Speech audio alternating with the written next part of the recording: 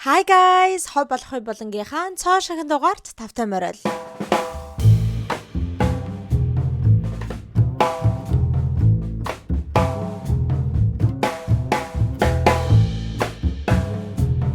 За та нар маань юу хийцгээж байна? Амралтынхаа өдрүүдийг сайхан өнгөрөөсөн байх гэж найдаж байна. За тэгээд өнөөдөр та бүхэндээ маш сонирхолтой тим ховж ивийг ярьж өгөх гэж байна заяа.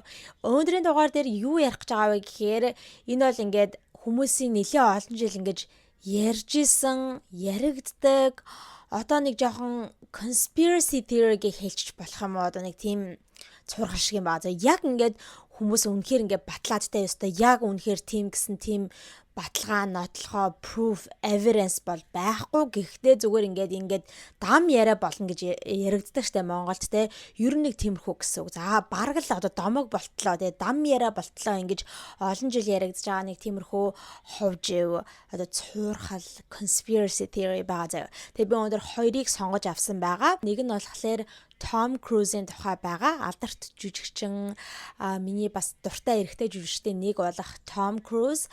За тэгээд нөгөөх нь болохоор бас нэгэн эрэгтэй жүжигчин болох Ashton Kutcher. Энэ хоёрын тухай ийм том conspiracy theory гэх юм уу, цургалч гэх юм уу ховж ивнүүд байгаа заяа. Tom Cruise-ыг болохоор яг л одоо conspiracy theory гэд хэлчих болно. Одоо тэ батлагдаагүй, нотлогдоогүй дам яриа. Харин Ashton Kutcher болохоор хүмүүсийн ингэж одоо итгэдэг байсан зүйл жоохон ингээд яг Ashton Kutcher ингэдэг байсан байх та гэж хүмүүс итгэдэг байжгаад гэхдээ тэр нь бол угаасаа үгүй гэдэг нь бол батлагдчихсан зүйл. Окей. За хэдүүлээ тэгээд эхлээд Tom Cruise-ийнхаас эхэлцгээе. За манайхаа та нар маань бодч л байсан байх те энэ хүү Холливуудын одоо celebrity хүмүүс яаж дандаа ийм залуугаараа байгаад идэх юм болоо те бүр 50 60 хүрчсэн байсан ч гэсэн яг л нэг 20 30 та юм шиг царайгаараа яг тэр хэвэндээ байгаад идэг. За орчин үед гэхдээ зөндөө олон л аргууд байгаа тийм үү гоё сайхан харагдах дээр гоё сайхны мэс асал эсвэл injection-ууд, botox-ууд гэдтэй ер нь бол маш их зүйл хөгжчихсөн учраас тиймэрхүү зүйлүүдийг хийлгээд залуугаараа байгаа. Гэхдээ ихэнх хотод зөвхөн тэгж заавал гаднаасаа мэс засал хийлгэж botox injection гэхээсээ илүүтэйгээр заавал дотроосоо эмчилдэг болсон байгаа. Дотроосоо өөрийгөө залуу харагдах тэр зүйлээ хийдэг болсон байгаа. Тэр нь юу вэ гэхээр та нар бас сонсч ирсэн байх гэж бодож байна. NAD гэдэг зүйл байгаа. NAD хэрглэж дандаа залуу харагддаг гэсэн тэр нууцаа Hailey Bieber, Kendall Jenner хоёр The Kardashians цувралын нэг анги дээр хийлжсэн байгаа. Бүр тэрийг гаргаж байсан. Тэгээ зөвхөн энэ хоёр гэлтэхгүй бол ер нь Hollywood-ийн бүх одууд энэхүү NAD гэдэг зүйлийг хэрглэж одоо залуу харагддаг байгаа байхгүй юу? I'm gonna NAD for the rest of my life and I'm never gonna age. За NAD гэдэг нь юу юм бэ гэхээр штэ те уул нь бол бүх хүмүүсийн эсэнд байглаасаа байдаг зүйл. NAD гэдэг энэ хүү бидний эсэнд байгаа энэ зүйлээр дамжуулаад бид нар эзэн хоолноосоо энергийг гаргаж авч чадчихдаг гэсэн үг. Хэдийгээр NAD нь бидний эсэнд naturally байдаг зүйлч гэлээдээ бид нар хөгшрөх тусам бидний NAD level буюу төвшин нь дороотчихдаг гэсэн үг. Тэгэхээр NAD supplements-ыг туслаар хийлгэснээр хөгшрөх процессыг удаашруулж бид нэр залуугаараа харагдах боломжтой гэсэн үг. За тэгээ энэ бол одоо ингээд нууц байхаа бол болсон байгаа. Урд нь бол зөвхөн Холливуудын одуудын баян хүмүүсийн хийлэгдэг ийм нууц байлаа шүү дээ. Одоо бол нууц байхаа болоод ялангуяа Америкт жирийн хүмүүс ч гэсэндээ өөрсдөндөө биендээ арчаатай байдаг хүмүүс айгүй их хийлэгдэг болсон зүйл. За Монголд амьдарч байгаа үзэгчдэд дуулгах маш сайхан мэдээ байна. NAD гэдэг энэхүү supplements-ыг энэхүү үйлчлэгийг та бүхэн маань Монголдо ч гэсэндээ хийлгэх боломжтой болсон байна. Монголд Beaumont VIP Clinic албан ёсоор NAD supplements үйлчлэгийг оруулж ирсэн байна. Холливуудын одуудын залуу харагддаг нууц баян хүмүүс битгийхэл одоо зүгээр энгийн хүмүүс ч гэсэндээ Америкт хэрэгжилж заншсан энэхүү үйлчлэгийг албан ёсоор Монголд оруулж ирж байгаа монголчуудаа хүргэж байгаа.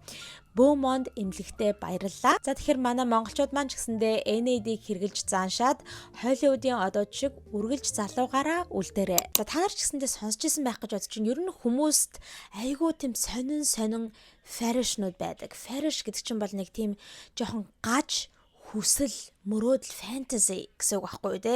Яг нэг тийм юмнаас болоод одоо жоохон бэлгийн таашаал авдаг ч юм уу те нэг тийм сонин гаж юмнаас болоод одоо жишээ нь их юм бол нэг food fetish гэдэг юм айгүй алдартай байдаг шүү дээ те зүгээр ингээ айгүй сонин хүний ингээл нүцгэн хөлмөлийг хараад ингээ тэрнээс нь болоод ингээ сэрэл мэрэл нь хөдлөөд жоохон тийм sexual те одоо фэнтезига ингэж авдаг тэгээд үүнээс гадна зөндөө олон өөр тийм fetishнууд байдаг одоо жишээ нь гэх юм бол нэг тийм feeder fetish гэж байдаг гэж байгаа байхгүй та нар тэрийг сонсчихсон уу feeder fetish гэдэг нь болохоор ингээ айгүй амар бүдүүн одоо хүмүүс байж та одоо та нар my 600 pound life гэл нэг тиймэрхүү reality show гэдэг чинь бүр амар ингээл бүдүүн хүмүүс ингээл ядагтай ингээд тийм reality show-нууд байдаг.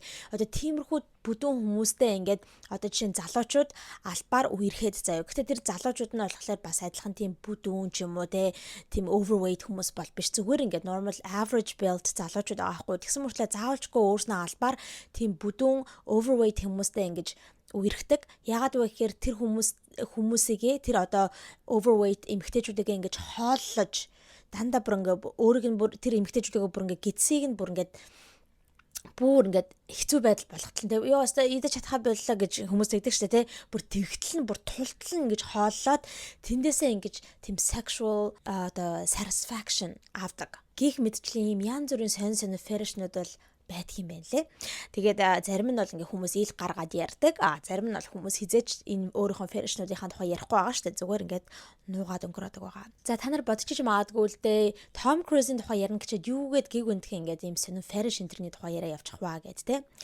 Ягаад энийг яриад байгаа вэ гэхээр манайхаа Tom Cruise-ийг fish fetishтэй гэдэг ийм дам яриа байдаг. Тэрний юу вэ гэхээр Tom Cruise загастай бэлгийн харилцаанд ордог. Тэр нь бол өөрийнх нь fetish-нтэй ингээд бүр загастай бэлгийн харилцаанд орж иж өөрийнх нь тэр нэг sexual fantasy satisfaction ингэж одоо биелдэг гэх юм уу одоо тэндээсээ таашаал авдаг тий. За энэ болохоор хаанаас гарч ирсэн ийм сонин дам яриа вэ тий хаанаас гарч ирсэн ийм conspiracy theory вэ гэхээр та нар мэдж байгаа байх blind item гэдэг юм байдаг тий. Blind item гэдэг чинь болохоор ийм тийм forum байдаг одоо одуудын тухай тийм anonymous мессежнүүдийг одоо тиймэрхүү типнүүдийг ховуудыг хүргэж идэг. Гэхдээ тэр одоо blind item гэж байгаа болохоор blind гэдэг чинь сохор гэсэн үг тийм учраас шууд ярьж байгаа тэр одоо celebrity-гээ шууд тэр гэд хэлчихдэггүй. Одоо чинь Tom Cruise-ийн тухай ярьж байгаа бол Tom Cruise гэсэн гэд хэлчихдэггүй. Яг тэр хүнийг хэлээгүйч гэлээ тэр хүнийг одоо тэгж одоо describe хийсэн тийм зүйлүүдийг нь дүрддэг. Одоо жишээ гэх юм бол Tom Cruise-ийн тухай ярьж байгаа бол mostly movie A-list actor, male actor ч гэдэг юм уу те эсвэл team кинонд тоглодог малдаг нэг ерөн жоохон team хинт өгдөг гэсэн үг. Одоо чинь Justin Bieber-ийн тухай blind item-нууд байхад ингэж ярьдаг штэ A-list north of the border singer ч гэдэг юм уу те north of the border гэдэг чинь болохоор Канада улсыг хэлдэг байхгүй юу. Одоо л Америкийн хойд хэсэгтээ залгаа учраас гих мэдчлэн юм describe хийсэн үгнүүдийг ингэж хинт болгож өгдөг байгаа. За ийм blind item-нууд маш ихээр гарч ирсэн байгаа 2020 оноос ахуулаад манайхаа окей. Бүр маш их blind item-нууд гарч ирээд Tom Cruise-ыг бүр ингээд загастай бэлгийн харилцаанд ороод явж исэн үеийг нь одоо харсан ч юм уу тийм тохиолдлуудаа бичсэн иймэрхүү хүмүүс гарч ирсэн байгаа. Одоо би тэгээ та нарт тэднээс нь уншиж өгье заяа. Энэ blind item-нууд хаанаас эхэлсэн бэ гэдэг тухай. Have you heard of the Tom Cruise fish lore? Yes. Apparently, Tom Cruise has an obsession with fucking fish. Tom Cruise made creepy remarks about his romantic relationship with fish. Okay, so it seems like the whole internet is finally catching on to Tom Cruise allegedly doing strange things with raw fish. За энэ blind item forum дээр дандаа ингэж tip хүргэдэг, ховж өвөдөг хүргэдэг одоо хүн ч юм уу аккаунт ч юм уу тэр болохоор entertainment lawyer гэдэг нэртэй ийм аккаунт байдаг. Дандаа ийм том blind item-нуудыг хүргээд явдаг. За энэ entertainment lawyer аккаунт нь 2020 оны 12 сарын 3-ны өдөр хамгийн анхны яг энэ Tom Cruise-ийн fish fetish-ийн тухай blind item-ыг задалж хүргэжсэн байгаа. За ингэж хэлж байгаа байхгүй юу? Би та нарт одоо ингэ шууд тэр story-г нь одоо орчуулад хүргэтгэе заяа. За энэ бол миний ойрын 2-3 сард ингэж хүлээж авсан хамгийн галзуу солиотой ийм ховж байлаа тэгнэ. За тэгээд тийм учраас та бүхэнтэй одоо хуваалцахаар шийдлээ гэж байна. За тэгээ одоо яг энэ ховж өвийг мэдээллийг явуулсан хүн ингэ ярьж байгаа юм. Ингэж хэлсэн байна. Би бол уул нь бол яг Калифорниагаас гаралтай. Гэхдээ ийм Language Immersion Program гэдэг ийм програмны одоо хөтөлбөрөөр 18 сарын турш одоо ингээ Италид байсан юм бэ нэлээ тэр үедээ. За тэгээд байж байхдаа би ингээ өчигдөр хүнсээ цуглуулах гад 7 хоногийнхаа хүнсээ цуглуулах гад хүнсний дэлгүүр орсон. Тэгсэн чинь A+ list гэж байгаа байхгүй. Тэр нь болохоор тэ А зэрэглэлийн бүр А нэмэх зэрэглэлийн mostly movie actor буюу ихэвчлэн зөвхөн кинонд тоглодог ийм эрэгтэй жүжигчин юун дээр fish counter буюу одоо загасны хэсэг дээр ингээд зогсож исэн гинэ. Амны хаалт буюу маск зүүжгсэн байсан. Бүр ингээ хоёрыг давхарлаа зүүжгсэн байсан гинэ. Гэхдээ би шууд хараад тэр хүнийг бол таньсан. Ягаад гэх юм бол ойр хавьд нь ингээд өөрийнхөө security хамгаалагч нартай явж исэн. Бас би энэ жүжигчнийг одоо яг миний байгаа тэр Италийн хотод киноны зураг авалтаар байгаа гэж би сонссон. Тийм болохоор ингээд шууд таньсан гинэ. За тэгээд тэр эрэгтэй жүжигчний тэр загасныхаа хэсгээс бүр айгуу тийм бүтэн sea bass гэдэг загас авсан гэж аахгүй. Sea bass гэхээр би одоо сая орчуулж үзсэн чинь далайн цагаан загас гэж монголоор орчуулагдаж байна заяа. Тийм загасыг одоо авах гад одоо бүтэн загас авах гад ингээд request хийжсэн. Тэгээ асуусан гэдэг чинь. Тэгээ тэр загасаа авахдаа битгий ерөөсөө ингээ юмд ингэж ороогоорой те ингээд ууд мууд тэгэрэй гэж request хийсэн гинэ. За тэгэнгүүтээ тэр загасаа авчаад тэр дэлгүүрийнхаа одоо ариун цэрэг өрөөлөө яваад орсон гэнэ. Эрэгтэйчүүдийнх нь одоо 0 руу явж орсон. Тэгэд одоо ойролцоогоор нэг 10 минутын дараа гараад ирсэн. Гэхдээ тэр нөгөө нэг загасаа барьж орчхоод гарч ирэхдээ загас нь байгаагүй гинэ. Загасгүйгээрээ гарч ирсэн гинэ. Би тэгэд энэ жүжигчнийг тэр загастайгаа яг 0-д юу хийснийг мэдэхгүй. Гэхдээ I thought it was really fucking weird гинэ. Би хэдийгээр юу хийснийг мэдэхгүй ч гэлээдээ надад үнэхээр айгүй сонин муухай балиар эвгүй санагцсан гэсэн blind item-ыг явуулсан байна. За тэгээ яг энэ хүний хэлснийг шалгаад үзэнгүүт үнэхээр Том Круз яг тухайн үед 2020 онд Италийн Ром хотод Mission Impossible 7-г одоо зураг авалт хийгээд байжсэн байна лээ. Тэгэхээр яг жоохон таарчаа гэсэн үг байхгүй юу? Ингээд Ромд байсан гэдэг нь бол тийм. Түүнээс гадна тэр үеэр ингээд папараццийн зургуудыг харангууд Том Круз яг үнэхээр яг одоо зураг авалтынхаа үе мууээр яг тэр зураг авалтынхаа сет энтер дээр тийм хоёр давхар маск өмсчихсэн явж байгаа нь бол харагдчихсэн. Тэгэд үнэхээр сонир байгааз манайхан тэгэд айгүй сонир шүү дээ. Одоо яг энэ blind item-ыг гарч ирсний дараа хүмүүс oh my god it makes sense гэдэг аахгүй яа гэх юм бол sea bass гэдэг тэрхүү одоо загсыг та нар хараад үзэх юм бол нь шүү дээ. Тийм шүд байдаггүй юм шиг аахгүй тийм ингээ ам нь онгоочсон байдаг. Тэг хүмүүс бодож байгаагаар бол ингээд хин Том Крузыг одоо яг загасны ам руу одоо нөгөө нэг бэлэг хэрэгтнээ хийж одоо тийм маягаар бэлгийн харилцаанд ордог гэж хүмүүс таамаглаад байгаа юм. За яг энэ хүү анхных нь blind item гарсны дараа яг энэ blind item-д нь хариу өгсөн respond хийсэн бас ийм өөр blind item-нууд яг энэ тухай те иймэрхүү зүйлүүд ингээ гарч эхэлсэн байгаа. Одоо дараагийнх нь гэх юм бол ингэж байгаа байхгүй юу? I believe I know who the fish bathroom guy is.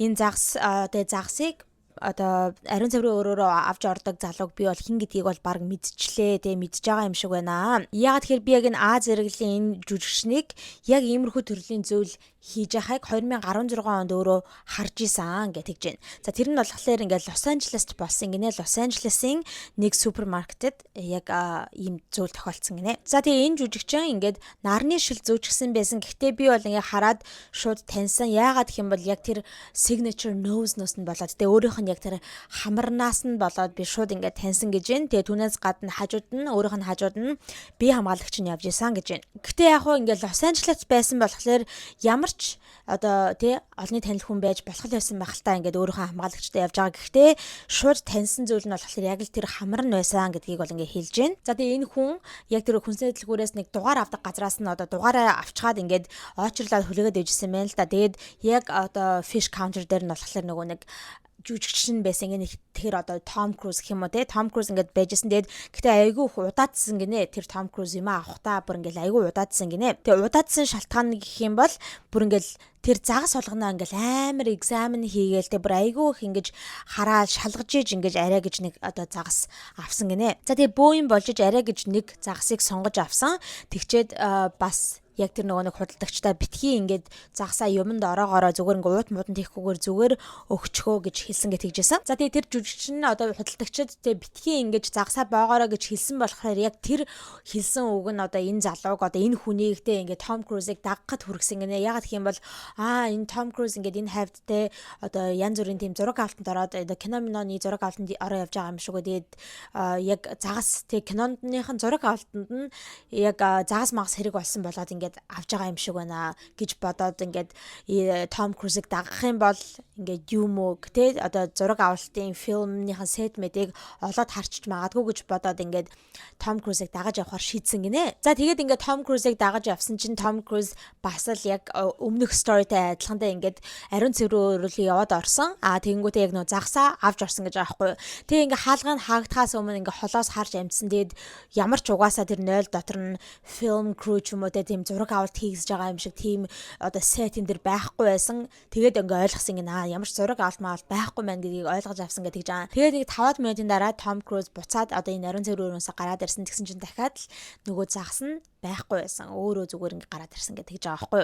Тэгээд тэгэхээр энэ хүн одоо curious тэ айгуу тийм сонирхсан байдлаар ингээд Том Крузыг явсныхан дараагаар нь ингээд тэр ариун цэвэр өрөөлөнд яваад орсон чинь тэр загас нь ингээд юунд байсан гэж аахгүй одоо хогийн саунд байжсэн. Тэгээд дээгүүр нь ингээд айгуух тиймэрхүү paper towelтэй ингээд ийм napkin гарын цаас масыг ингээд тавьчихсан байсан гэдэг жисэн. За үүний дараагаар дахиад нэгэн blind item гарч ирсэн байгаа. Тэгээ энэ blind item нь болохоор бас л одоо энэ хүү өмнө нь гарч ирсэн blind item-нуудад хариулаад яваад байгаа гэсэн үг байхгүй юу?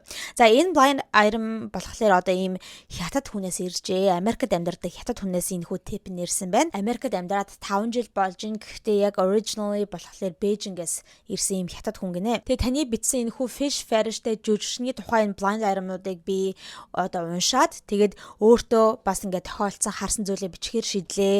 Адилхан жүжигчин байж магадгүй эсвэл өөр хүн байж магадгүй гэж одоо хэлсэн байна. Айгүй олон жилийн өмнө гэж тэгж хэлж байна. Одоо 2013 оны үеэр гэнэ. Одоо энэ хүн болохоор ингээд Бээжинд одоо meat counter-тэй махны одоо хэсэгт ажилладаг байсан гэнэ. Тэгээд одоо супермаркетын дэлгүүрийн махны хэсэгт ажилладаг байсан. Тэгээд махных нь яг хэсгийнх нь хажууд нь fish counter байсан гинэ загасны хэсэг нь байсан. За тэгсэн чинь хар нүдний шил зөөчихсөн хажуу талдаа ийм хоёр bodyguardтай ийм одоо эрэгтэй тэр одоо fish counter дээр нь хурж ирээд ийм загас худалдаж авч байгааг харсан гинэ. Тэгээ бүр ингээд нэлийн удаан ингэж ажиглаж ингэж харж агаад Pompano гэдэг тийм одоо загасыг худалдаж авсан гинэ. Тэгээ яг тэр эрэгтэй загасныхаа худалдагч руу юу гэж хэлснийг сайн мэдэхгүй байгаа ч гэсэндээ ингээд тэр залууг одоо түүхий загсыг тэ ямар ч юм уут мууданд хийгээгүй барай явж байгааг ингээд харсан гинэ. Тэгчээд удалгүй нэг хэдэн минутын дараа одоо тэр дэлгүүрийнх нь менежер ч юм уу тэ супервайзер нь ингээд хурж ирээд 0 дотор ингээд 0-ийн хогийн санд дотор ийм Pompano fish ингээд ямар ч уут муудгүй ингээд хогийн санд хайчихсан байна гэж одоо хэлсэн гинэ. Хэлхийг нь сонссон. Тэгээд тэгэхээр нь одоо тэр одоо энэ blind item-ыг бичиж байгаа хүн тэр супервайзертай хэлсэн нөгөө би энэ эрэхтэй хурж ирээд ингээд одоо тэ түүхий загас аваад орохыг ингээд харсан аваад явахыг харсан дээр тэр залуу юм шиг байна гэж хэлсэн байна л да. Тэгсэн чинь тэр супервайзер нь энэ өчтөр бас яг тохиолдсон явдлаа. Өчтөр бас ингээд нэг хүн тэ хурж ирээд ийм Pompano fish аваад ингээд 0-д хайчихсан байсан гэж хэлсэн байна. За тэгээ энэ хүний бичсэн энэ хүү blind item-ыг нь бас жоохон ингээд vouch хийж болохоор зүйл нь юу вэ гэх юм бол яг 2013 онд бас Tom Cruise Бээжинд Oblivion гэдэг киногоо одоо фильм хийгээд зураг авалтыг нь хийгээд байж исэн байна лээ. Яг энэ blind item-ны доор нэг хүн ингээ комент биччихсэн байсан. Тэгсэн чинь энэ өстө манай эгч надад ингээд амар олон жилийн өмнө хэлжсэн түүхтэй адилхан сонсогдчихлаа. Бүр өстө айгүй дээр үед гисэн бараг 80-аад оны үеэр тэгээ манай эгч бүр ингээ яг Tom Cruise байсан. Миний харсан хүн яг Tom Cruise байсан гэж айгүй ингэж баттайгаар ингээ итгэлтэйгээр өөрөө хэлдгийм гинэ. Тэгээ яасан бэ гэхээр яг л адилхан тийм түүх болсон гинэ. Нэг эрэгтэй хүний хурж ирээд загас аваад ингээд 0 руу орохыг харсан. Гэхдээ энэ удаа болохоор эмэгтэйчүүдийн 0 байсан. Барьж орохт нь болохоор тэр загас нь ингээд wrapped байсан гинэ. Ингээд юмд ороогдчихсан байсан. Тэгчээд гараад явсныхан дараа ингээд хүн ороод харсан чинь хогийн саунд тэр загас нь wrapped биш заяо. Ингээд нэг ороогдчихсан байсан. Оролт моролт ингээд тайлагдчихсан. Уутнаасаа гарчихсан ингээд зүгээр хогийн саунд байжсэн ингээд тэгэж энэ комент бичсэн хүний их чинь хэлсэн гинэ. За тэгээ дараагийнхан blind item болохоор нэг эмэгтэйгээс ирсэн байна. Тэр эмэгтэй нь болохоор Vancouverт амьдардаг эмэгтэй гинэ. Тэгээ энэ нь болохоор өөрийнх нь түүх биш, өөрөө харсан зүйл биш. Хамт ажилладаг байсан эмэгтэйгийнх нь одоо үеэл нь үеэлтэн тохиолдсон зүйл гинэ. За тэр үеэл нь болохоор ингээд тийм celeb chaser байсан гинэ одоо нэг алдартай нэртэй хүмүүсийг дагаж явж одоо хаана байгаа газрыг нь олж мэдчихэж дагаж очиод ингээд зураг мөргийг нь одоо авдаг те ингээд гар үсэг мөсгийг нь авдаг нэг тиймэрхүү хүмүүс байдаг штэ те. Тим төрлийн хүн байсан гинэ. Тэгээд бүр тийм Twitter аккаунтыг ингээд ажилуулдаг ингээд тэр одоо celebrity тэнд явж нэнд явж гэдэг те.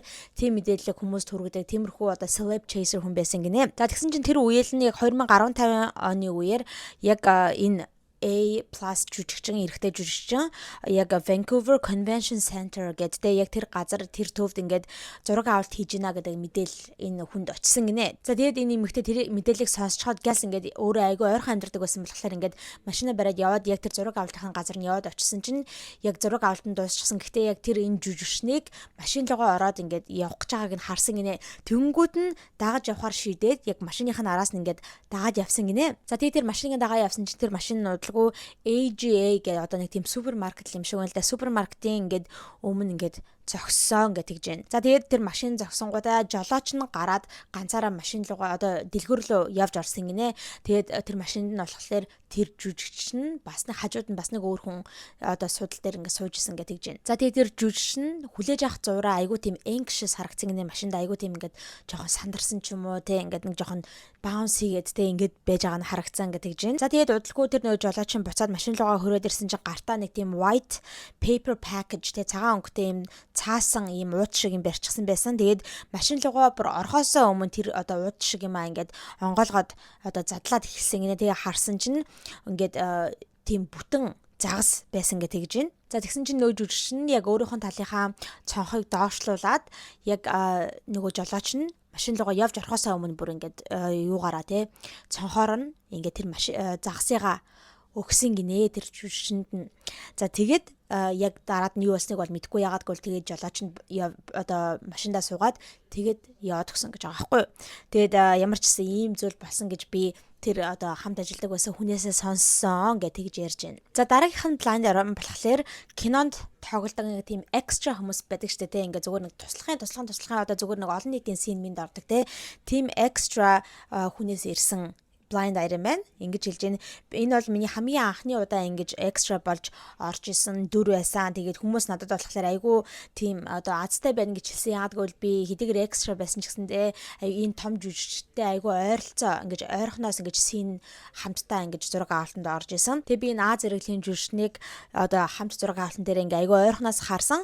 Тэгээд энэ одоо story-г бичиж байгаа хүн хагас ингээд сонсголоо алдсан юм байл да хагас дүлээ гэх юм уу тийм болохоор ингээ хүний амны хайрцаг ингээ унш чаддаг болчдаг штэ иймэрхүү хүмүүс ч тэр жүжигч нь нэг хүн лүү хараад ингээл нэг юм яриадсан гинэ. Гэтэ бүр ингээл нэг үгээл дахин давтаал айгу их тэргээ яриадсан гинэ. Тэр нь болохоор ингээд яг ажигласан үг нь болохоор fish гэдэг үг байсан гинэ. Одоо загас гэдэг тэр загас гэдэг үгээл ингээл айгу олон удаа ингээл нэг өөр өгүүлбэрт ингээ хэлээдсэн гинэ. Тэгээд тийм зүйл болж өнгөрсөн гэдэг тухайгаа ингэж бичсэн байна. За тэгээ хамгийн сүүлийн blind item гэдэг юм бол шүү дээ 2015 юм уу 16 оны үеэр болсон үйл явдал гинэ. Энэ болохоор тэгээд Америкийн Georgia мужид болсон үйл явдал байна. Тэгээ энэ story-г явуулсан хүн нь болохоор бас л яг өөрт нь тохиолдсон зүйл биш, найзад нь тохиолдсон зүйл гинэ. Тэр найз нь болохоор ингээд одоо амтны дэлгүүрт ажилдаг байсан гинэ. Касн дээр ажилдаг байсан гэж тэгж байна. За тэгсэн чинь тэр найз нь ингээд ажил дээрээ байжсэн чинь нэг удаа энэ алдартай А зэрэглэлийн жүжигчин орж ирээд тэгээ айгүй тэр одоо найзад нь ингээд уурлаад унсан гинэ. Уурлаад ингээд жоохон маргалдаад унсан. Ягаад гэсэн чинь энэ жүжигчин айгүй тийм specific айгүй том загас авах гэсэн гинэ. Тэр загас нь болохоор Plecostomus гинэ. Ийм төрлийн загас гинэ. Sucker mouth catfish гинэ. Ийм айгүй том загас байдаг юм байл да. Гэтэ тэр загас нь болохоор ингээд бүр 24 инч болтлоо ингэж тийм урт болтлоо өсөж том болж болдог тийм төрлийн загас гинэ.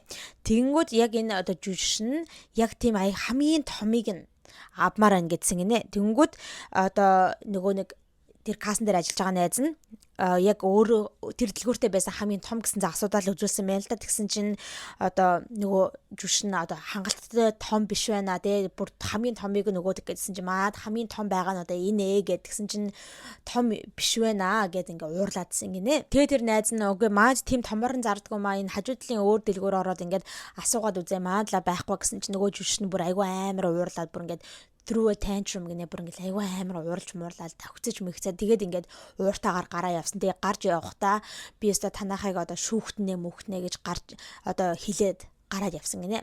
Тэгээ тийм зүйл одоо манай найзад тохиолдож исэн. Тэгээ энэ бол одоо ингээд Tom Cruise байж магадгүй юм шиг байна гэсэн зүйлийг хэлсэн байна. За Tom Cruise-ийн тухай ийм солиотой blind item-нууд 2020 оноос хойш гараад явж байгаа юм байна. Тийм учраас тэгээ ийм янз бүрийн бүр ингээд дараалсан айгүй олон те ийм blind item-нууд гарч ирсэн учраас ингээд хүмүүс Tom Cruise-ийг одоо үнэхээр fish fetish-тэй те ингээд загастай янз бүрийн тийм бэлгийн харилцаанд ордог гэсэн тийм цурхлууд гарч ирэхэд хүргэсэн байгаа. Тэгээд ер нь ингээд та нар бүр ингээд яваад ухаад ингээ research хийх юм бол айгүй олон тийм форумнууд Reddit дээр гарч ирнэ, Twitter дээр айгүй хүмүүс ярьж байгаа. TikTok-ээр ч гэсэндээ саяхан одоо яг нэг дэргийн хэргийн дараахан айгүй их энэ Tom Cruise-ийн хэрэг бас гарч ирсэн. Ягаад гэвэл одоо дэрий чинь бас нэг айгүй тийм мундаг алдартай celebrity хүн байгаа мөртлөө айгүй муухай зүйлүүд хийдэг байсан. Тэгээ янз бүрийн тийм sexual муухай тийм fetishтэй одоо тийм sex party зохион байгуулаад тэнгүүтээ бүр ингээл өөрийнхөө найз охтуудыг эрэгтэй хүмүүстэй те ингэж унтуулаа эрэгтэй биеийн үнэлэгчтэй унтуулад тэрийг нь өөрөө хараад таашаал аваад гар хангалаа хийгээ сууж ингээд чинь бас нэг төрлийн fetish шүү дээ. Тийм учраас тэр мөрнөөс болоод айгүй их Tom Cruise-ийн тухай fetish-ийн тухай ийм зүйлүүд ч гэсэндээ TikTok-оор айгүй их гарч ирсэн байгаа. За тэгээд гэхдээ хүмүүс бол энд итгэх хүмүүс ч байгаа. Тэг үнэхээр за ястай ойлгомжтой ийм олон story-нууд өөр story-нуудтэй бүр ингээл зарим нь 80 онд болсон гээл тэгж зарим нь 13 он, зарим нь 20 онд гээл бүр яг хятадд болсон Vancouverт болсон тэгэл Америкт болсон гэл ийм өөр юмнууд хилээд яваад байгаа юм чи яалтч үнэн байх гэж бодоод байгаа. Тэгэд хүмүүс ер нь Tom Cruise жоохон эвгүй гар ингээд янз бүрийн юм олон жилийн туршид ингээд сонсогддог гэсэн тиймч одоо зүйл одоо нуудаг тийм ч юм уу яадаг энэ гэл те Nicole Kidman тэрнээс нь болоод одоо салсан байхаач гэдэг юм уу те тиймэрхүү зүйлүүдийг аягүй хүмүүс одоо дахиж те дэлгэж гаргаж ирж ярьж байгаа. За гэхдээ энд бол өстой үнэхээр bullshit гэд итгэхгүй хүмүүс ч зөндөө байгаа. Тэгээ үнэхээр солиотой ямар гачин юмнууд гаргаж ирдэг. Энэ blind item-нуудыг явуулсан хүнд ер нь бид нар яаж итгэх юм үннийг жилж байгаа юу үгүй юу зүгээр ингээ уран зохиолын баг ном бичиж байгаа юм шиг түүх бичээд хинч явуулвал явуулна штэ гэд те. Тим зүйлийг шеэрж байгаа хүмүүс байгаа. Тэгээ бас нэгэн зүйл нь болохоор ихтэй хүмүүс энэ хамгийн анхны одоо энэ blind item одоо энэ fish fetish-ний тухай blind item юунаас гарч ирсэн бэ гэж хүмүүс бодож байгаа вэ гэхээр Simpsons гэдэг одоо нэг хүүхэлдэйн кино шиг зүйл байдаг шүү дээ. Одоо animated team одоо show те. Тэр шоун дээр нэг анги дээр нь юу яадаг байгаа. Яг ийм fish fetish-ний тухай одоо хүний тухай ярьдаг, fish fetish-тэй хүний тухай ярьдаг байхгүй юу? Оо нэг Simpson ч нэг ингээл яриад оо би өстой нэг Homer илүү те main character нь ингээл яриад оо би өстой тэрний тухай сонссон штэ яг нөгөө нэг fish fetish-тэй гэж сонссон гэл одоо ярьж байгаа нь харагддаг тийм анги гардаг байхгүй. Тэнгүүд хүмүүс одоо хамгийн анхны энэ blind item-ыг явуулсан хүн яг зүгээр тэр Simpson-ы нэг ангийг үзчихэд л тэгэл зүгээр одоо те ийм сонин солиотой blind item-ыг ховж ив гаргаж ярьж ингэж бодсон байгаа. You know, his bizarre personal life. Those weird things they say he does down at the aquarium. Why, I heard... Oh, Homer, that's just an urban legend. People don't do that type of thing with fish. Гэхдээ хүмүүс бол ингээл тэр fish-нүүдийг нь харчгаал зав. Тэг ялангуяа тэр sea bass тэгэл нөгөөх нь юу лээ Pompano ч үлээ те ям зүрийн тийм fish-нүүд байсан штэ. Тэднийхэн зургийг харуулгангата ойлгомжтой байгаа. Яагаад үл энэ заагаснууд чинь шүд байдаггүй. Ам нь айгу том онгодог болохоор ойлгомжтой. Яагаад те одоо заагаснуудтай одоо ингэж бэлгийн харилцаанд ордог нь ойлгомжтой байгаа зү энэ гэл бөө юм болж исэн. Одоо ч гэсэндээ хүмүүс ингээд яриад энэ тухай яриад явдаг. Тэгээ энэ зүйлд итгэдэг ч хүмүүс байгаа. Итгэдэггүй хүмүүс ч байгаа. Тэгээд та нар итгэх итгэхгүй ч юм бол та нарын өөрсдөө чи асуудал. Тэгээд ямар ч гэсэн та нар сонирхолтой байх болов гэсэн үднээс би энэ тухай ярьж өглөө. За одоо манайхан хийдүүлээ Ashton Kutcher-ийн тухай ярьцгаая. За манайхан тэгэхээр Ashton Kutcher-ыг serial killer гэж боддог хүмүүс бас нэлээд байдаг байсан. Одоо Hollywood Ripper гэдэг нэртэй тийм бүр нэрээрээ алдаршсан ийм serial killer байжээ, тийм цуврал алуурчин байжээ заяо. Яг Hollywood Ripper гэдэг нь болохоор яг Hollywood-ийн тэрүүгээр те нэг Los Angeles-ийн Hollywood хэсгээр ингэж аллага үлддэг байсан учраас Hollywood Ripper гэдэг нэрийг өгсөн юм байна. Тэгээд Ashton Kutcher бол яг үнэндээ яг энэ Hollywood Ripper гэдэг нэртэй цуврал алуурчин гэж хүмүүс нилээн хэсэг хүмүүс тэгж бодоод бүр гүн итгэчихсэн байсан. Окей. За тэгээд Ashton Kutcher чинь яг энэ хэрэгтэй холбоотойгоор ингэж шүүх мөхөд очсон байгаа. Бүр trial entered очсон. Тэгээд одоо гин буруутай гэдэг нь бол тогтоогцсон. За гэхдээ яг энэ шүүх хурал дээр Ashton Kutcher чинь бүр яг сэжигтнэр Тэгээ бүр яг ингээд энэ Hollywood Ripper юм а, энэ serial killer юм а гэсэн тийм шалтгаанаар тэр шүүхэн бүхтээр бол очоогүй, зүгээр гэрчээр очсон байгаа байхгүй witness.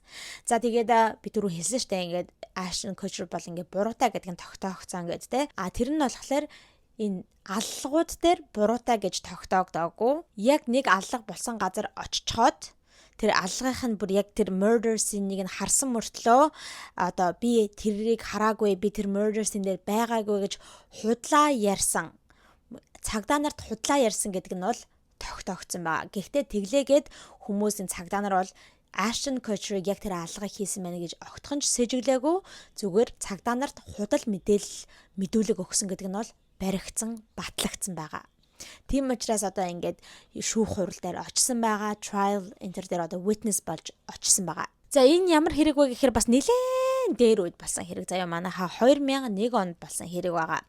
За 2001 оны 2 сарын 21-ний өдөр Ashton Kutcher яг тухайн үед өөрөө single байх үедээ те одоо ганц бие байх үедээ Ashley Ellerin гэдэг нэртэй эмэгтэйтэй болцоонд явах гад одоо анхны болцоонд явах гад яриад тохирчсан байжээ. За тэгээ тэр нь болохоор шүү дээ яг Grammy-гийн өдөр байж л дээ. Grammy-гийн дараа болох after party-нд тэр эмэгтэйгээ одоо анхны болцоо болгож авч явнаа гэд те бүр ингээ яриа тохирчсан байсан юм байна.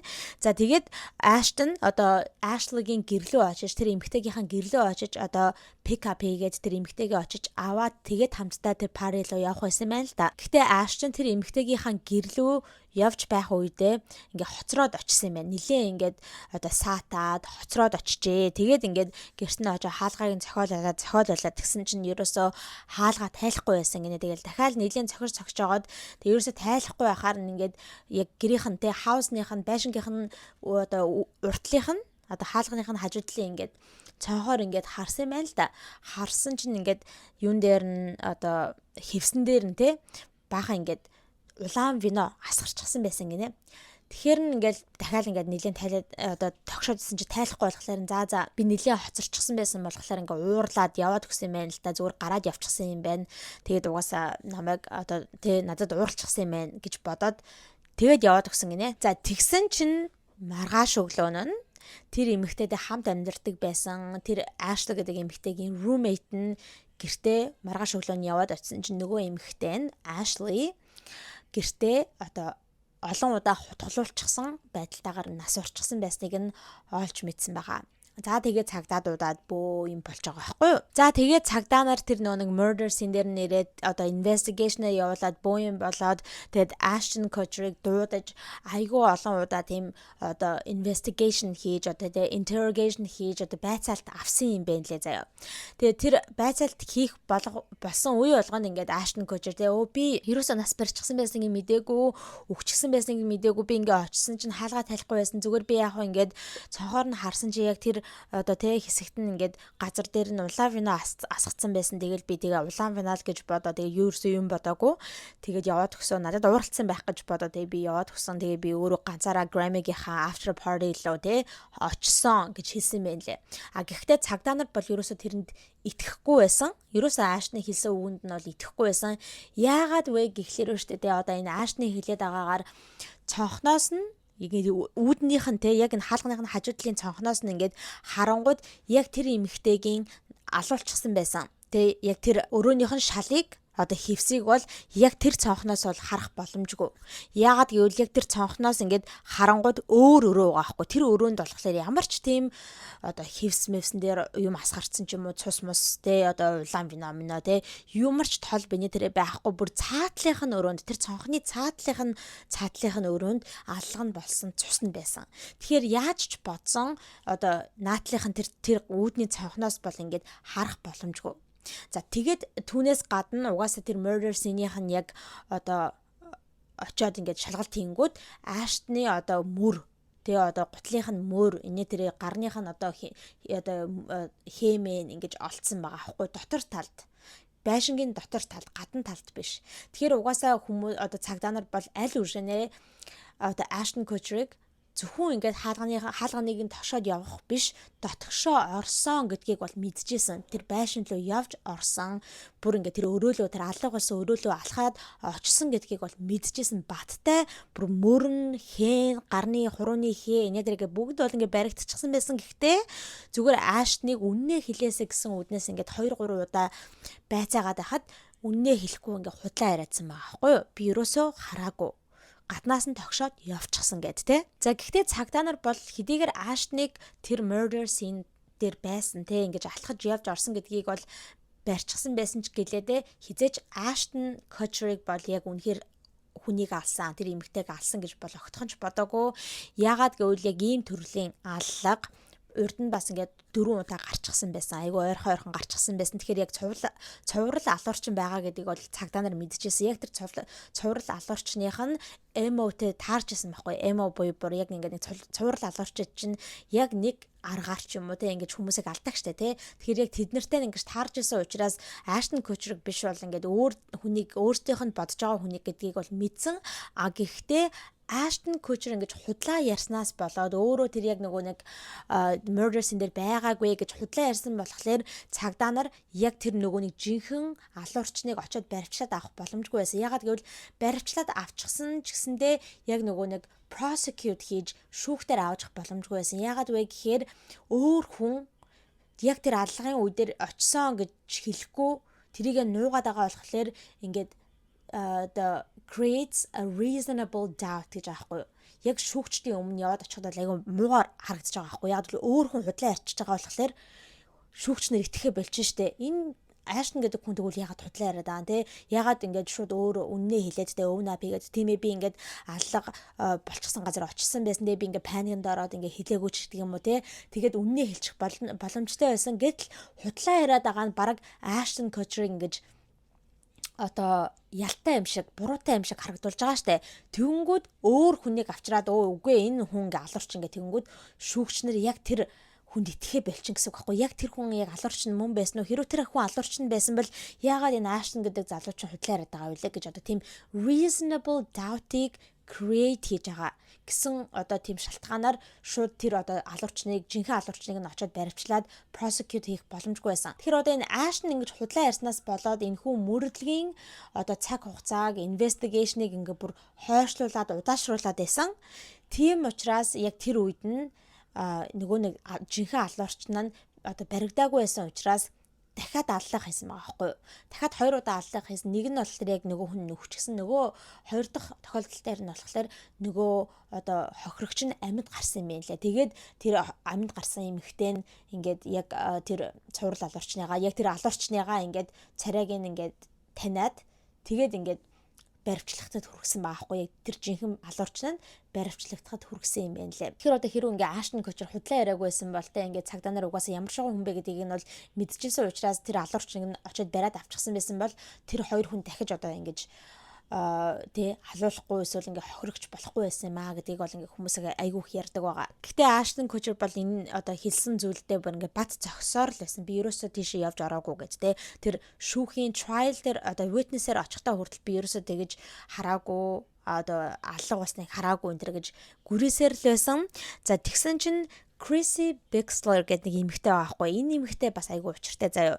Энэ эмэгтэй чинь Danny Masterson гэдэг нэг жүжигчин эрэгтэй байгаа. Ashton Kutcher-ийн баг бүр mentor гэж хэлж болно заяа. Ashton Kutcher, Mila Kunis хоёртай нөгөө 70s show, That 70s show гэдэг нэг дээр үеийн цуврал байдаг штэ тий. Тэр цуврал дээр нь Ashton, Mila Kunis хоёртой хамтарч тоглож исэн тийм co-star байгаа. Тэгээд өөрөө Ashton ярихтаа бол үнэхээр өөрийнх нь баг mentor шиг сурган хүмүүжүүлэгч шинтэй баг аав шиг ах шиг хүн байдаа байсан. Ингээд айгу тийм сайнаар ярьдаг нэг тийм жүжигчин байгаа. Danny Masterson. Тэгээд энэ Chrissy Bixler гэх эмэгтэй чинь Danny Masterson гэдэг тэр эрэгтэйтэй тухайн үед үерхдэг байсан юм байна. За яг тэр 2001 оны үеэр. За тэгсэн чинь Ashton тэр одоо Ashley гэдэг эмэгтэйгийн гэрлөө очичоод орж дотгошоо орж хараад нөгөө Ashley гэдэг эмэгтэй нь нас урчсан, үхчихсэн, алуулчихсан байгааг харчгаад буцаж гэрээс нь гарч ирээд цагдаа магдаад дуудалгүй өөрийнхөө машин руугаа очичоод менежмент рүүгээ залгасан гэж аахгүй. Эхлээд менежер рүүгээ залгаад хөөе би ийм харчглаа ингээд найзаагаа очоод эмэгтэйг очоод ингээд тэг болцоонд авч явах гэсэн чинь ингээд нас урчсан байна те би ингээд тэр murder scene руу яваад орчихсон учраас миний хээ энэ тэрэ байгаа байхаа би одоо яахаа мэдэхгүй байна ингээд баригдчих үү дээ энэ тэрэ намайг хүмүүс ингээд те энэ хэрэг гүтгэх үү дээ би яах ёстой вэ гэд асуусан байгаа аахгүй. Цагдаа дуутахын оронд тэгж асуусан байгаа өөрөө менежер рүүгээ залгаад тэгснээ менежертайгаа яасан чи менежер за битгий юуж битгий хий зүгээр л Grammy-гийнхаа те тэр нэг after party руугаа явдгаараа яв битгий ерөөсө хүмүүст ингээд те би тэнд байсан гэдгийг хэлээрэ гэж хэлсэн байгаа. Тэгчгээд энэ Danny Masterson гэдэг энэ залуу руугаа залгасан байхгүй. Яг л өөрөө өөрийнх нь ментор гэж боддог байсан учраас ингээд энэ Danny Masterson руугаа залгаад бас яг адилхан хэлсэн байхгүй. Босон үйл явдлаа хэлжээ. Тэр үед нь энэхүү Chrissy Bixler гэдэг эмэгтэй яг тэр Danny Mastersonтай хамтдаа байсан учраас тэгээ Danny нь уцаараа ярьж байхдаа speaker phone дээрээ тавьчихсан байсан болохоор бүх зүйлийг нь сонссон гэж байгаа байхгүй. Тэгэхээр одоо нэг энэ Danny гэдэг эрэгтэй чинь бол мэдчихсэн гэсэн үг шүү дээ. Аашныг тэр murder scene дээр байсан явж орсон тэгээд менежер лугаа залгасан чинь битгий юу ч хий зүгээр пари лугаа яв гэж хэлсэн мэлсэн гэдэг тэр бүгдийг мэдчихсэн байна. Тэгэхээр одоо Ashton Kutcher нууцыг мэдчихсэн гэсэн үг. Тэгээд энэ Chrissy Bixler гэдэг эмэгтэй сүүлд нь өөрийнхөө Instagram дээр гарч ирээд Ashton Kutcher-ыг ингээд expose хийсэн. За илчилсэн. Яагаад илчлэх болсон бэ гэхээр шүү дээ. Бас энэ Danny Masterson гэдэг хүн чинь байж таа айгүй асуудалтай хүн. 2002 оноос 3 оны хооронд хоёр эмэгтэйг хүчинтсэн бүр ингээд drug хийж байгаа тэ мансууруулж байгаа айгүй амираар хүчинтсэн гэдэг нь бол 2010-11 оны үеэр баригдаад тэгээд ажил мажлаасаа халагдаад тоглож ирсэн кинонуудаасаа халагдаад тэгээд ингээд шүүх мөхрлөө яваад яг гин буруутай гэдэг нь тогтоогдсон байгаа. Тэгсэн чинь яг тэр үеэр нь яг гин буруутай гэдэг нь тогтооцсны дараагаар Mila Kunis, Ashton Kutcher хоёр нийлж агаад ийм character letter, тийм support letter явуулсан байхгүй шүүгч рүү. Хэдийгээр тэр тухайн үнэн гин буруутай гэдэг тогтоогдчихсан байгаа ч гэлээ те. Sentencing бол хийгдээгүй байгаа гэсэн. Яг нөгөө хэдэн жил шоронд суух гэдэг нь бол шийдэгдээгүй байх үед ийм таньдаг хүмүүс нэм support letter явуулж болдго юм байна. Тэрэн дээр юу гэж хэлдэг вэ гэхээр энэ бол ингээд айгүй сайн хүн ч гэдэг юм уу те. Өстой уул нь ийм гэмт хэрэг хүүхээргүй хүн биш. Одоо ганц удаа алдаа гаргаад ихчгэж тэрнээс шул айгүй сайн хүн та одоо ингээд sentence өгөөд те ялаг өгөхдөө жоохон бодолцож үзээж жоохон бага яал өгөөч энэ гэсэн тиймэрхүү letter явуулдаг юм байна л да. Тэгсэн чинь Mila Kunis, Ashton Kutcher хоёр энэ Danny Masterson гэж залуудад зориулаад бага яал өгөөч гэж одоо шүүгчээс гуйж байгаа тийм захааг явуулсан байгаа байхгүй юу. Тэгээ эн чинь бас нэлийн хэдэн жилийн өмнө шүү дээ.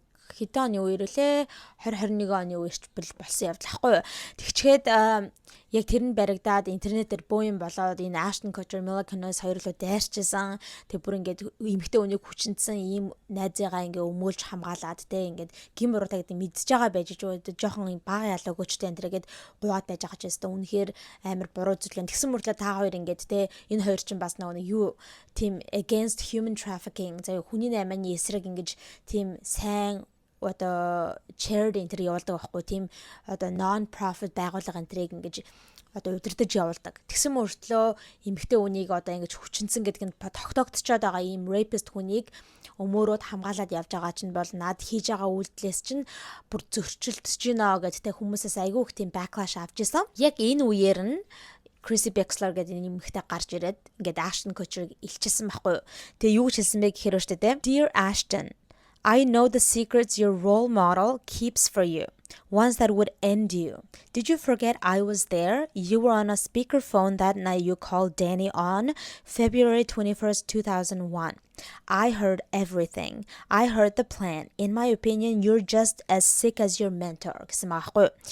Тэнгүүдээ хүндэд Ashton чиний одоо role model гэж яриад байгаа те над харж явдаг одоо хүн чинь чиний айгуу тийм том одоо dark secret-ийг те нууцыг чинь хадгалж явдаг гэдгийг би мэднэ. Тэр нууц чинь бол чамайг бүр ингээд end хийнэ чамайг чиний карьерийг чинь бүр дуусгана. Чи намайг бас тэр одоо үед Danny-тай хамт байсан гэдгийг санахгүй байгаа мó. Тэгээ 2001 оны 12 сарын 21-ний өдөр чи Danny-тай уцаар ярьж хахад би Danny-гийн хажууд байсан. Би бүх зүйлийг нь сонссон. Чиний төлөвлөгөөгээд бүгдийг чинь сонссон. Тэгээ миний бодлоор л чи одоо энэ өөрийнхөө ментор гэдэг байгаа наад Danny-тайгаа яг адилхан sick, тийм өвчтэй, тийм одоо evil хүн гэж одоо хэлсэн байна. Тэгээд ингээд бас тэр одоо постныхаа доор нэг хүнд хариулаад комент биччихсэн байсан. Тэр комментэн дээр болохоор yes, he was in his car for over an hour outside of Ashley's house speaking with his manager about what to do to protect Ashton's career and reputation. He then called Danny. I heard the entire conversation. Law enforcement is aware that what I'm saying is true. Гэнэ энэ болохоор тимээ Ashton болохоор Ashley-гийн гэрийнх нь гадаа тэр одоо нас урсан эмэгтэй штэ тэр нас урсан эмэгтэйгийн гэрийнх нь гадаа уцаар яриад машиндаа бараг бүтэн нэг цаг байсан. Тэр менежер лугаа ярьсан. Тэгэнгүүтээ одоо Daniel бас яриад тэ хэрхэн одоо Ashton-ы карьерийг одоо энэгээр сэвтүүлэхгүй энэ хэрэгээр сэвтүүлэхгүй ингээ гаргаж авч гаргах вэ тэ хэрхэн одоо Ashton-ыг хамгаалах вэ гэсэн тухай ингээ менежертэйгээ Daniel-тэй энэ тэр ярьж исэн. Би тэр бүх одоо яриаг нь сонссон. Тэгээд law enforcement буюу одоо цагдаагийн байгууллагууд мөрдөгчнөр бол угаасаа миний ярьж байгаа зүйл бол үнэн гэдгийг бол мэдэж байгаа тий би тэр цагдаа нарт аль үшээ хэлчихсэн гэж тэгж байна. За тэгээд ийм зүйл болсон байгаа байхгүй юу. Тэг хүмүүс бол угаасаа энэ эмэгтэйг ингэж гарч ирээд хэлсэн болохоор ойлгомжтой гэж бодсон байгаа.